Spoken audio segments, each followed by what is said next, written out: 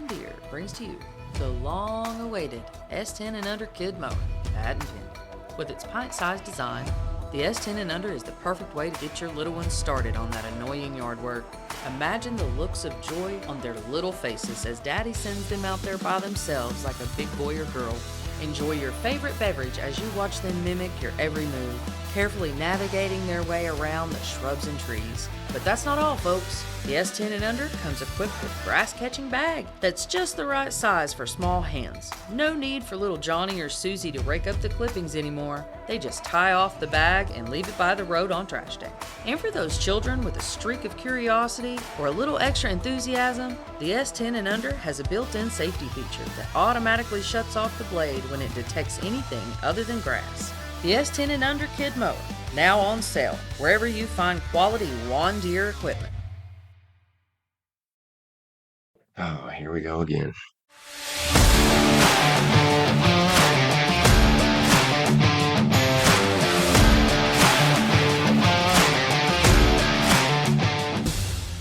Hey, everybody. How's it going? Here we are again. We are set up for our first video podcast. Yeah. That's pretty crazy. Yeah. I don't know really what to think about that. No, me neither. We're basically, a TV show now. Yeah. Just pretend it's not even there. Well, I mean, that'll be easy to ignore because what's freaking me out is sitting at this other table. I don't know that I've ever sat at this part of the room. It's a whole new view for me. And things look cool from over here. Yeah. I dig it. Whoever designed this room, he's pretty cool. Must be. Yeah, he's a cool guy. It's your two dads. Yeah. And we're here again to talk about dad stuff. It's your digital daddies, your online in-laws, and we're here to help you make it to bedtime. We appreciate you checking in again. Before I forget, I do want to say hi to our two foreign listeners. I've gone through the trouble because it is outside of my realm for these two particular languages. I want to say hello to our foreign, and only foreign to me. I'm foreign to you. Our international listeners. We have our listener from Brazil, apparently a regular listener. That's pretty crazy to think about it. So I wanted to say to our Brazilian amigo, Olá ao nosso ouvinte brasileiro. I hope that was right. Portuguese is a strange language. It's nothing like Spanish. I thought it would be real close, but it's not at all. So I don't know how you do it. And you learn English too? Must be smarter than me. We also have our regular Dutch listener. Hey, buddy, we miss you, when you're not around. Yep. I just wanted to say, hallo aan onze Nederlandse luisteraar. Hope that was right. Thanks for listening. Yes. You really, you keep me going in the cold, dark night. Moving on. I sometimes forget this too, so hit me up at Yo Ricky Spanish if you want on Twitter, because I'm about to uninstall that shit. Twitter's fucking stupid. Yeah, it's getting to that point. But, apparently you can't do polls anymore unless you're verified or something stupid. Yeah, and now you got to pay to be verified. Yeah. I don't have the money to pay to be verified. No. I took it as a point of pride that I was a nobody. Now I got to pay to be a somebody just to do stuff on there. Yeah. Anyway, we're going to start things off like we always do with our daddy issue, and our daddy issue today is bedtime. Ooh. Yeah, you say ooh and I say ooh because that shit, it was stressful at first. Yeah, a little bit. Yeah, I got some notes here, but I want to let you take the floor first and give us your view of the dreaded bedtime and how you approach it. Right on. Yeah, bedtime was a little tricky because I didn't realize this at the time until a little bit later on, but we take it for granted that you can just lay down and fall asleep if you don't have insomnia or have trouble falling asleep. But a baby, an infant, a newborn, whatever, you have to teach them, or they have to teach themselves how to sleep. We forget that. We take it for granted. Yeah. So keep that in mind if you're about to have a kid or you have a newborn or a young child that's having trouble sleeping. Just remember that's kind of important to think about and remember, like, we take it for granted. I don't know how we got so blessed or so lucky to have the child that we have, but she's been relatively, I don't want to say easy, but it hasn't been a struggle like I thought it was going to be. Like, she's taken to everything that we've tried to teach her or do with her very well. So bedtime wasn't really any different. About 6 to 9 months old, we started trying to sleep train her and get her used to trying to learn how to sleep and put herself to sleep. And we did the crib hour where you'd leave them in there, and let them sleep and let them try to figure it out for themselves unless something was obviously really wrong.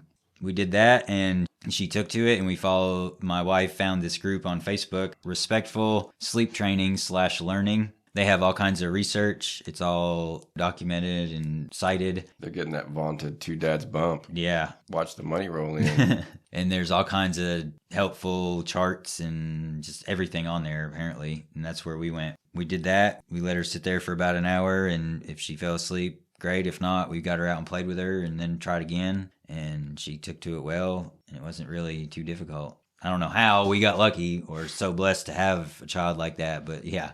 We got pretty lucky with a lot of things. This is one of those times where I don't think either of us is going to really have any horror stories. I do have a story to share as far as how I was really worried about bedtime at first. I can't remember exactly when. It was definitely early on, really early on. And my wife, she may have been my girlfriend still at the time, she went to bed early and the baby was already asleep. I guess he was in the other room. Otherwise, the story makes no sense. At one point, I suppose the baby, really early on is sleeping in the nursery and eventually will be moved to the bed with us because that's what happened every night. She goes to bed early and I start to worry and I start to stress. And I'm like, what if the baby needs something?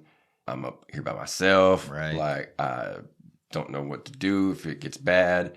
And I made myself sick and I started throwing up. Oof. And it was all from being afraid of bedtime. And I'm glad that I was able to move on from that pretty quickly, luckily. But that is just something to let you out there know that if this is one of those things that has concerned you and worried you, you are not alone, my friend. Yeah. No solo, mi amigo. We are there, right there with you. And, it hit me pretty hard that first, I guess, it had to be really early on. Yeah. I guess to let you know what I did, maybe that would benefit you in some way. Telling that story and remembering that story actually did clear things up a little bit. What we would do is at a certain time, I can't even remember the time, that I guess would vary from child to child, probably 7-ish, something around there. We would take the baby, we would wrap him up in the swaddle, and we would put him in his very small, what would you call it, mini crib? Like bassinet? Bassinet, but not the one that sits and, rocks back and forth, like a little bassinet. Like a stationary one? Yeah. And we would put him in that, and we'd put that in the crib. And then when it was time for us to go to bed, we would usually be around feeding time. We would take him in the bassinet and move him to our bed. And then we would go lay in bed with him, and sleep through the night. And then eventually we stopped putting him in bed. We moved the bassinet to what I consider to be a real bassinet at the foot of the bed, like something that would kind of had a little bit of rock to it if he needed to be soothed. Then he stayed there for, I don't remember what it was specifically. I'm really hazy on these times, listeners, how I partake of God's love frequently. And the one drawback is that it may possibly have an effect on my memory. I can't swear to that because I can't remember what it was before. But it's possible that it does make me a little bit forgetful. So numbers are hazy. Shortly after we moved him into the real bassinet, we then took him out of that little thing entirely and moved him into the regular crib just overnight. Mm-hmm. And he took to it well? Yeah, there was a lot of talk back and forth about, are we doing the wrong thing by trying to feed him every time he wakes up crying? We read that you're supposed to let him sometimes cry it out. Yeah, that's how we kind of approached it. And it may be that there was more of that, but I think as I've mentioned in I mentioned this in a bonus episode early on, my wife snores really loud. So mine too. I had to wear... Love you, honey. I love you too, baby. I have to wear earplugs. And it was pretty regular thing that the earplugs would prevent me from hearing the baby crying out. Right. So there's a possibility that my wife did use the let him cry it out method. Yeah. I know that there were many times where if I didn't hear it and wake up, that she would just take care of it because she had some sort of issue with waking me up. If he woke up 10 times a week, she would wake me up 4 of them. And the rest, she would wait until she could tell if I would hear it. And then if I didn't hear it or move, then she would take care of it. So maybe there were other times that she just slept through. Yeah. I know that there are times now where she will hear him in the morning and she just lets him like settle back down. Yeah. Which leads into your part that they will eventually learn to sleep on their own. Yeah. Oh, yeah. And they will stop waking up for the 5 times a night that you get early on or whatever it is. Or when they wake up, they'll wake up, sit up, cry a little bit, and then lay back down and put themselves back to sleep like you would if you woke up in the middle of the night. So I just wanted to throw out a couple of tips maybe that I wrote down, and take these if you want them, throw them away, ignore them, whatever. This is what we do. Yeah. You listen for advice and you listen to laugh, and you got to hear the advice to know if it sucks. Yeah. First off, set a bedtime. Yeah, for sure. It would help if you also set a wake up time. I don't really deal with that well. We do try to stick to a bedtime, but as far as waking him up at a particular time, usually we just let him wake up on his own, and usually it is right before 7 o'clock. Ooh. Yeah, that's always awesome. Not to get too far into it, but what's bedtime for you guys? For him? 8:30. 8:30. If he had a late nap, sometimes we'll push that, but usually he, at least here lately, even if we don't put him in bed at 8:30, by like 8:45 or so, he's starting to get, tired and acting cranky. Yeah. He has this thing where he will, when he gets sleepy, he will start to do things that you tell him no, and he'll just keep going back to it, keep going back to it. Pushing buttons. If he falls or does something that would typically cause a whimper, it causes an outburst. Yeah. So get him in bed at a certain time. Probably get him up at a certain time. That's really up to you. I don't like getting up early, but I don't hate it. It allows me to do more in the day. I'm not going to wake him up any earlier than 6:50. Right. So he's already waking up then on his own. It's not like I can make him sleep later than that. So that's about how it's going to be for me. Another thing I had was naps are important. You don't want to have these change and decrease as they get older, but you don't want too many naps. No, but you don't want too few either. Yeah, and that's a fine line. It was not really hard for me to zero in because I used my next tip, which is don't let them sleep too late. Don't let them sleep past 3 hours prior to bedtime. So if they go to bed at 8, make sure they're up from their nap by 5. By 5, yeah. That's what we do. Well, she needs to be up by this time, and ours is where we put her to bed at 9 at 6 o'clock. Like if she's not up at 6 o'clock, we go in there, and that's the only time we actually physically wake her up, unless in the morning. I leave for work at 8:30, and she's usually already up by then. He has slept till 8:30. But almost never. But she's also in there playing with like her blanket or her pillow. She likes to sleep with we have like I don't think it's Barbie, but it's a Barbie doll looking thing. And so that's in there. And so she'll sit there and play with that. And she's already up, but that gives my wife a chance to kind of sit there and kind of wake up in bed before she has to jump right up half awake and get her. She has a chance to come to and wake up. And I think the Jackson is the same as far as waking up and, being a little active before he starts to cry out. Yeah. But I'm very old school as far as using a monitor. When he's napping or whatever, I just don't fuck with the monitor. Really? I know that he can't get out of the crib, so I just listen. And when he starts to cry, he's done. Yeah, that's true. The last thing I wanted to mention that you may have a problem with, I've heard from some parents that this is a problem. Once you put them down at night, whatever bedtime is, once you put them down, they're down.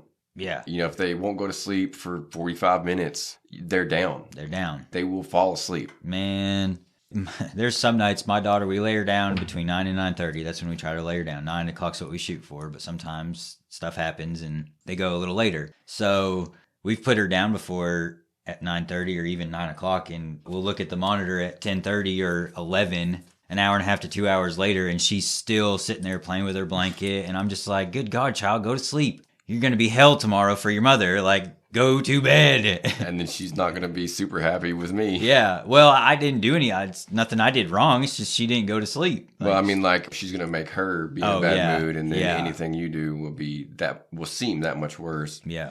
So, kid, go to sleep. Yeah. But at the same time, if they don't, leave them in there. Yep. And actually, if they're crying a lot, that's not a bad thing because that's expending energy. And we all know from childhood that you can cry yourself to sleep. Yep. So just let them do it.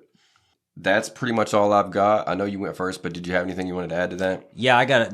It's not a story, but this is kind of a little bit more on how we did it. We did the, lay them down and shut the door and walk out, or walk out and shut the door. You can't walk out after you shut the door. That's what we did. Leave them, and we kept an eye on her on the monitor. But we also, where my wife is this quote unquote stay at home mom, she, for the first 3 months, we have a little twin size bed in the nursery, and she would sleep in there with her so I could get the rest I needed to go back to work. When she was about 3 months, she came and started sleeping back in the bedroom. And then I would take every Saturday, and back on your little about feeling sick, with the little story you told earlier, the first night that I had to go in there by myself to not let my wife, so she could have a night off, so to speak, I couldn't sleep. Like, I was nervous. Like, I was like, what am I going to do? Like, I'm there during the day, but I have my wife to help me if I don't know what I'm doing or need help. But now, I can go wake her up and she might be a little mad, but at least I went and asked for help instead of did something wrong. And I didn't get sick, but I didn't get any sleep that night, and it sucked because I was tired in the morning, and she was an infant. But yeah, we did that, and then for a little while, and then that was when she kept waking up a few times during the night. And then when she finally started sleeping through the night, we both stopped sleeping in the nursery with her. That's all I wanted to add in that. And this is, it's not really a tip or a suggestion. This is a must-have when it comes to this. You need to set a routine, like you were talking about, bedtime, and set a routine. Be consistent with it. Once you settle on a routine, try not to stray too much from that. And this sucks because we all hate it, but you got to be patient. Number one rule, guys. Number one rule of being a parent in general, of fatherhoodship, is being patient. Fatherhoodship. I've been writing down slogans, and I knew there was one I was forgetting. We've pretty well covered the bedtime thing, and just like others topics that we talked about, we may or may not come back to this one from a different angle. We gave it a good go, and I want to quickly move on to the music segment of the podcast, which is one of my favorite segments personally. I don't know how this translates that well. We've got the good old then and now. Yeah. We're telling you about the state of the music industry and how it's improved or not. We do it by picking a song from this week, from the year of our birth and the year of our child's birth. And this week it's Dan, so go ahead. What you got? Yes, I was born in 1990, so this week would be, they didn't have one for April 1st of 1990, so I did 3/24 of 1990 because that was the closest date. And the next one, I think this song was at number one for like 6 weeks. And one thing, we do use rock. We go by rock. Yes, rock, because that's what we like. So in 1990, March 24th, Hurting Kind by Robert Plant was number one on the rock charts. Which is something I had never even remotely heard of before. I didn't even know Robert Plant went out on his own, to be honest. I had to ask you before this. I was like, is this the same Robert Plant from Led Zeppelin? He's like, yeah. I was like, okay. So that was the song in my year. And now my daughter was born in 2020, and the song number one around April 1st or thereabouts was Oh Yeah by Green Day. Another one that I had never heard of. And No. I consider myself, a relative Green Day fan. Yeah, me too. I love it. I grew up on Green Day. Dookie. Yeah. That changed my life. Mm-hmm. So listening to him a little bit, I have come to terms that music was better, not still, but was better in the older days, in the 90s, 80s, 70s, whatever, back then, because Oh Yeah by Green Day, I listened to about 30 seconds and I was like, nah, I usually at least give it to the chorus, but I was like, no, I can't. Green Day, you've disappointed me. My one take on it was I had to ask, or I almost asked, is that a girl singing? Even if the Green Day song had been a little bit better, what I heard of the Robert Plant song, that song is banging. Yeah. It slaps. The guitar and the music behind it. Yeah, and even the video was, it was something straight else. out of the 90s. Yeah, but it was good. Yeah. And this is Robert Plant that is, golly, I don't know, at least 10 years away from Led Zeppelin. Their drummer died, but he still had the itch, I suppose. And at least here he knocked it out of the park. Yeah. I went looking for other songs that he did, and I didn't see any I recognized. But, one, I think. But this one was good. Yeah. This was a new one to me, and it's not going to end up in my liked songs. I'm not giving it that stamp of approval, but I liked it. Yeah. Cool. Once again, the past wins. as it usually does, in virtually everybody's memory. Everything was always better before. But we're giving you cold, hard facts this time, people. Yes. We're putting our stamp on the 80s and the 90s over at least so far, because I think it's like 2-1 now, or is it 1-1? 3-1, 2-1, something like that. I'll lose track. We need to keep better notes. Yeah. And we will when we have to. We're coming down here at the wire. I really did want to get into complaining about my kid in a little bit of a grind my gears session, but we'll do it next time. Maybe push it to the next episode. We don't really have any kind of set outline every ep. If you really love da-da-da or da-da-da, then just tell us, and we'll do that more often, or make sure to put more of a focus on it. Or if you just don't like how disorganized we are, and enough of you don't like that, maybe we'll change that too. Maybe we'll alternate, make sure that we get it in there. And also let us know, which no one's let us know on anything. I think they all just love it. I think every fan we have loves everything we do, because none of them have complained or said anything to tell me otherwise. I've been checking Twitter all the time. Yeah, well, I can't say all the time, but I check it every day. Yeah, that's what I meant, every day. And no likes, no follows, no messages. So you guys must be loving everything. Since we got to move on past my complaint session, we're going to end the way, if two things are starting to remain the same, we start every episode with a daddy issue, and we end every episode with a dad joke. How fitting. I love them. So what do you got? All right, dad joke. I suck at reading, so bear with me. Have you heard about the chocolate record player? Oh, no, and I have never heard this one before. You haven't heard of the chocolate record player? No. It's pretty sweet. Oh, man. that one is full. That was full of dad energy. I wish that I'll forget it as soon as we hit, well, maybe even before we hit stop, I'll forget it. But that one's real good. Yeah. That one's spot on. Full of dad. That one's full of dad. Just stuffed full of father. Yes. I love it. So stuffed full of father, sir. Stuffed full of father, sir. We're bordering on another slogan there or something. Stuffed full of father, sir. That could swing both ways. I was going to say, that could be turned in real bad real quick. How many men or women out there have at one time or another in the bedroom said some version of stuff me full of father, sir? Maybe we won't use that one. At least on a t-shirt. We'll say it in polite company all the time to make people uncomfortable. I guess that's going to do it for this episode. One more thing, you can let us know in all that fan mail that comes our way or doesn't come our way. Because, no news is good news, so obviously we're perfect. Yeah. But if you want us to go longer, let us know about that too. We're under the impression that no one has any attention span, because I don't. Yeah, I really don't. I am on my phone and watching wrestling and doing a word find. I'm listening to a podcast or watching a video, playing a game on my phone while talking to my wife and smoking a cigarette. Like, I'm doing all that shit at once. And so, since our attention spans are shot permanently for the most part, we just assume that everybody else's is too, and we keep the show slow. We keep the show short. I knew it was an S word. And if that is something, if it's too short, then hey, send a word, drop a line, send a pigeon, whatever you do. Spotify lets you talk about the episodes now if you want to send a message that way. They do, really? You comments. It's a Q&A, and you just say, what did you think about the episode? Oh, okay. Cool. I'll have to check that out. I've mentioned a couple, or I've sent a couple to the show that shall not be named. Yeah. Just because. And we don't mean that in a bad way. We just don't I just can't name this show because they're big enough. They're big enough, and I'm not going to give them that bump until they give me that bump. That's right.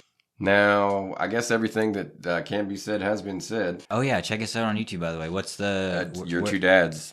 I used the same channel that I made before. Yeah. But if you search Your Two Dads, it'll bring it up. Does it? Because when I tried to find it, it didn't. But that was like as soon as you posted it that day, the first episode. So where it's been on there, there's 2 now on there, right? Yeah. Yeah, so where there's more on there, it probably will come up now. Surely it will populate. And if it doesn't, you can always listen. All you're getting from the YouTube shows right now are just pictures of us with our kids. Yeah. No big if you can't find that. You get to put face to voice. I thought it might be nice to, or as he said, put face to voice and see who we talk about when we complain about our kids. I thought about putting a picture of you and your dad, but then I thought I would need, just to even things out, I would need to put a picture of me and my dad And I'm not going to do that. Yeah, we just don't have, me and my dad, we're not super close. Yeah, that's a topic for another day. Yeah, I'm sure that could be its own daddy issue, a personal one. Yeah. But we've come to the end. We love you guys in that platonic, not really love way. Brotherly way. Like a cousinly way, but a real good cousin that we want to hang out with. Go live and laugh and love. We appreciate you listening. Yep. This is Corey. I'm Dan. We'll check you later. Check you later.